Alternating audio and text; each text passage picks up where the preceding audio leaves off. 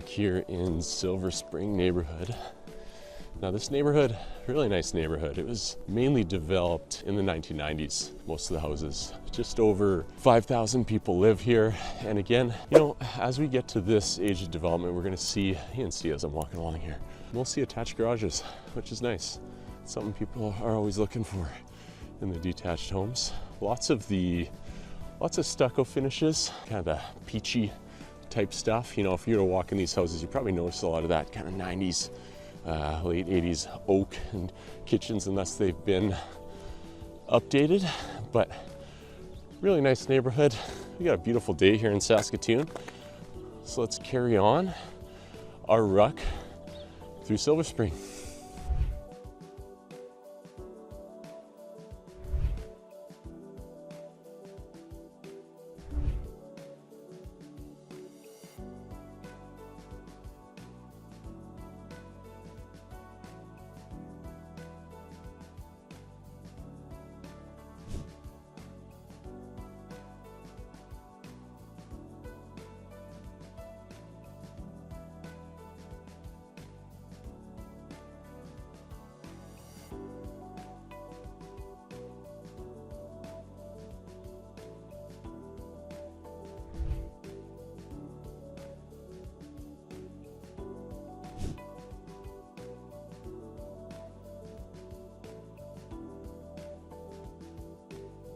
All right, so we came up Fairbrother Crescent there, I believe. Really nice street. You know, I recommend anywhere if you're looking to live to take a walk through, or better yet, take a ruck through. And yeah, really nice place. It's just a really good feel in the neighborhood. It's a little chillier today, but you know, lots of kids were still kind of out and about, which is always good to see. You know, in this neighborhood, Silver Spring, I mentioned just over 5,000 people. In the last year, again, we're spring 2024, there's been 37 detached home sales. I think it's the same as River Heights, which is kind of an interesting fact. The median, so right in the middle there, would get you, that's about $500,000, which would get you right around a 1,200 square foot bungalow, or maybe 1,500 square foot two-story or something like that. Again, kind of 90s home, but very nice, very desirable community. You can see here behind me, I already walked past. You can see we're in between the schools. Okay, there's Silver Spring School, and kind of on this side is the Catholic school, Mother Teresa. And both of them have a French offering, which is really nice. And then right in between, there's just a huge green space. This is Silver Spring Park. So we're gonna go ahead and take a ruck through Silver Spring Park.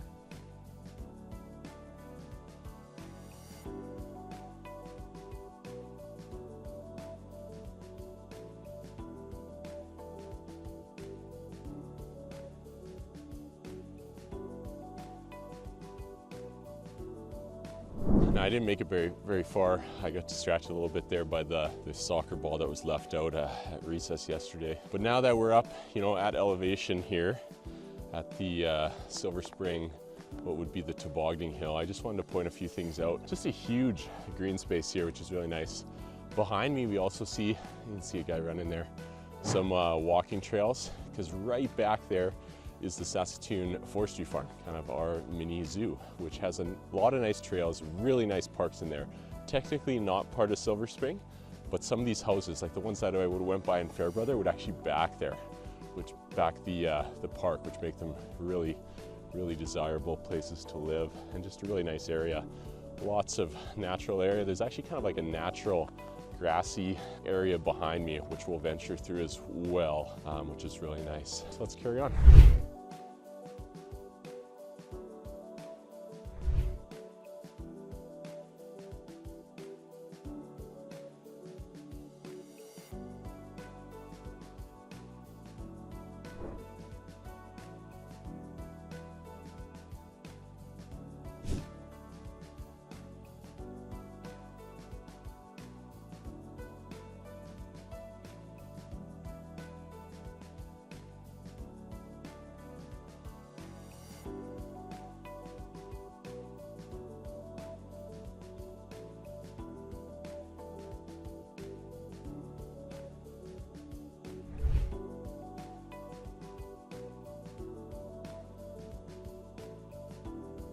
So I walked through just a very small section there of the natural grassland. There's 34 acres, so a pretty significant chunk of natural grassland that kind of has some trails throughout right in the Silver Spring neighborhood. And it kind of spat me out here. This is LeMay. So another cool fact about the Silver Spring neighborhood is a lot of these streets are named after very significant athletes that are from Saskatoon. So LeMay, Katrina LeMay Doan, 1998 and 2002 500-meter speed skater Olympic gold medalist. So something we're certainly proud of here in Saskatoon.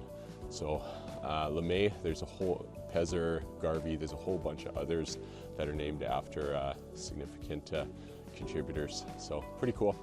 LeMay here, you can see there's a bunch of houses. Some of these ones are quite a bit larger that back onto kind of the grass area there. And pretty big frontage. You can see that you know, these lots are big. And the nice thing about the attached garage at the front is that you know, it doesn't kind of take up space there in the backyard. So yards are really good size as well. We'll keep plugging away here.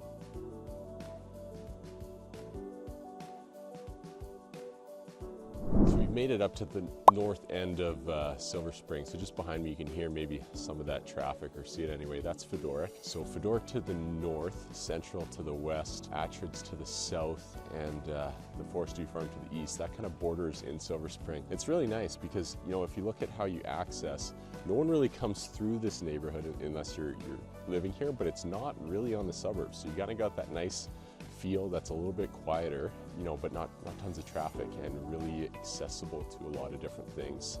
So we'll continue on here and show you some of those things. Let's rock on.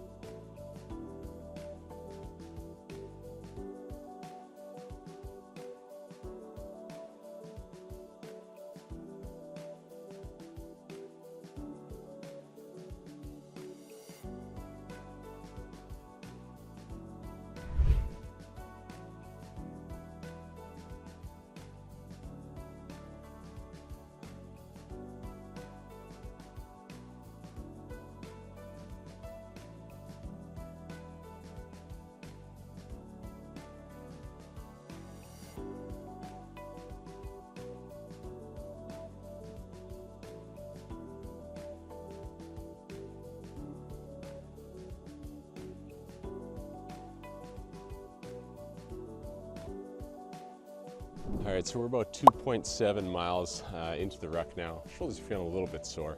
I want to take you up that section there, Fedoric, and down Central, kind of the northwest corridor of Silver Spring, to see just how much kind of this grassland sensitive area there is. So when we were on Fedoric there, you noticed probably to the north, the swale, which is kind of an environmentally sensitive area that won't be developed, but Fedoric continues on to attach to Evergreen. And on Central here, I mean, you won't be able to see on the video, but I can see downtown quite easily, right? So while there's no commercial in Silver Spring, Preston Crossing, we're just, you know, 3-minute drive away. Lots of stores in there, and then more service as well in University Heights, okay, which would be just kind of on the east side, as well as the high schools. So Centennial and St. Joe's are just on the east side of Silver Spring, so really accessible. Just a really nice feel out here. You know, you feel like you're kind of tucked away. It has a quiet feel like you're in the suburbs, but you're really not. You're super close. Like the river is right behind me, just a couple big drives away from River Heights, albeit on the other side of the river, and then down kind of here is a really nice dog park. So the dog park, which kind of goes right down to the river, so really nice as well. All right, we'll carry on and start making our way back.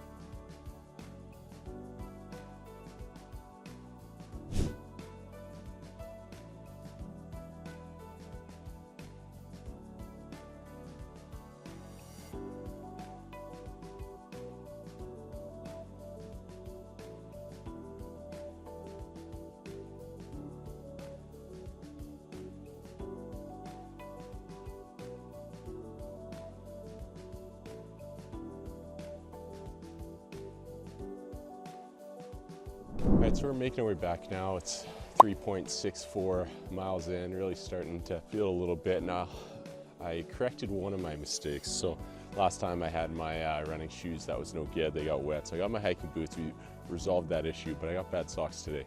So I'm dealing with a little bit of blistering starting, but we're making it through. We're kind of on the last stretch now. I wanted to point out, again, no back lanes here in Silver Spring, but we got some of these walkways which are really nice to connect, because off the main roads we have little crescents which create quiet streets, but in order to kind of get around, they have some of these walkways which are nice to get through.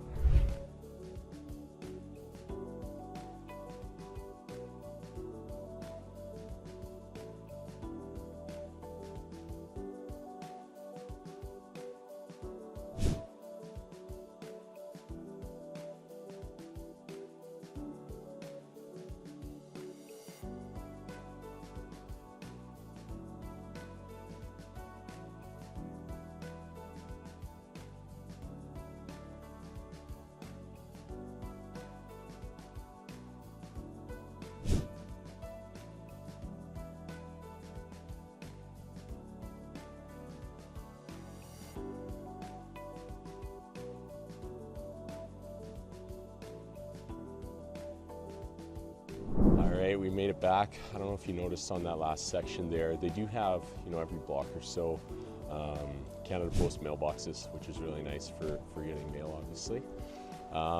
Okay, thanks for joining me. That was a 4.18 mile hike, through the beautiful Silver Spring neighborhood. If you live here or have lived here, please share why you think Silver Spring is one of the great places to live in Saskatoon. All right, I'm gonna go take care of my blisters. We'll see you next week.